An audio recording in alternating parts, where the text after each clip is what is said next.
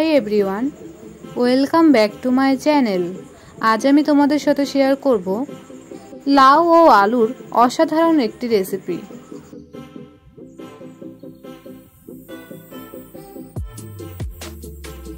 আজকের এই রেসিপি তৈরি করার জন্য প্রথমে আমি এখানে নিয়েছি লাউগুলো আমি ছোট ছোট আকারে কেটে নিয়েছি। তারপর নিয়েছি আলুগুলো ছোট ছোট আকারে কেটে নিয়েছি। তারপর নিয়েছি আদা বাটা ও জিরে বাটা। এরপর নিয়েছি পেঁয়াজ কুচি, কাঁচা লঙ্কা কুচি ও টমেটো কুচি। তারপর একটি কড়াই দেব পরিমাণ মতো সরষের তেল। তেলটা গরম হয়ে আসলে এর মধ্যে দেব সামান্য পরিমাণ পাঁচফোড়ন। ফোড়নটা একটু ফ্রাই হয়ে আসলে তারপর আমি এর মধ্যে দিয়ে দেবো পেঁয়াজ ও কাঁচা লঙ্কা কুচি। সবকিছু একবার বেশ ভালো করে নেড়েচেড়ে নেব। পেঁয়াজ ও লঙ্কাগুলো নেড়েচেড়ে গোল্ডেন হওয়া পর্যন্ত ফ্রাই করে নেব 2-3 মিনিট মতো। পেঁয়াজগুলো এখানে একটু গোল্ডেন হয়ে আসলে তারপর আমি এর মধ্যে দিয়ে দেবো সবজিগুলো কেটে রাখা। তারপর সবকিছু বেশ ভালো করে মিক্স করে নিচ্ছি। তারপর ঢাকা দিয়ে ফ্রাই করে নেব কমপক্ষে 5 মিনিট মতো।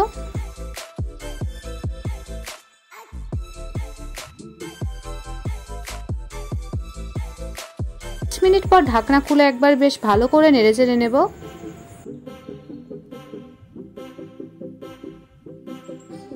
এর মধ্যে দেব স্বাদ অনুযায়ী লবণ, পরিমাণ মতো হলুদ গুঁড়ো।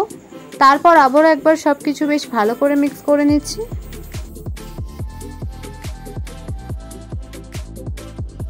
এখানে লবণ হলুদ দেওয়ার পর আমি আবারও 2-3 মিনিট মতো কষিয়ে নেব।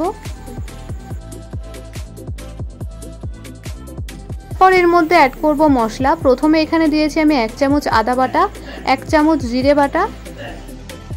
পর দেব অল্প মশলা ধোয়া জল। তারপর এর মধ্যে দিয়েছি টমেটো কুচি। এখানে আমি 1টি টমেটো কুচি করে নিয়েছি।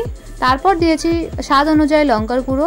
এরপর সবকিছু আবারও একবার বেশ ভালো করে মিক্স করে নিচ্ছি।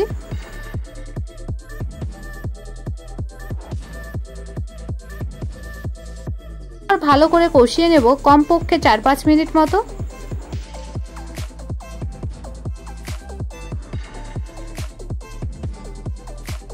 মশলাটা এখানে আমার প্রপার কষানো হয়ে গেছে।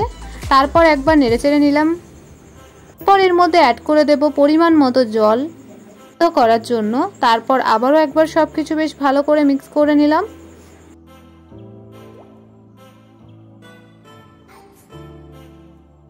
এরপর আবারও ঢাকা দিয়ে সিদ্ধ করে নেব 4-5 মিনিট মতো। 5 মিনিট পর ঢাকনা খুলে দেখে নেব যে সব সবজিগুলো ঠিকঠাক সিদ্ধ হয়েছে নাকি। তাহলেই তৈরি হয়ে যাবে আজকের এই রেসিপি। আজকের এই লাউ ও আলুর রেসিপি আমার তৈরি হয়ে গেছে। তোমাদের যদি আমার এই ভিডিও ভালো লাগে তবে লাইক, কমেন্ট, শেয়ার, সাবস্ক্রাইব করবেন।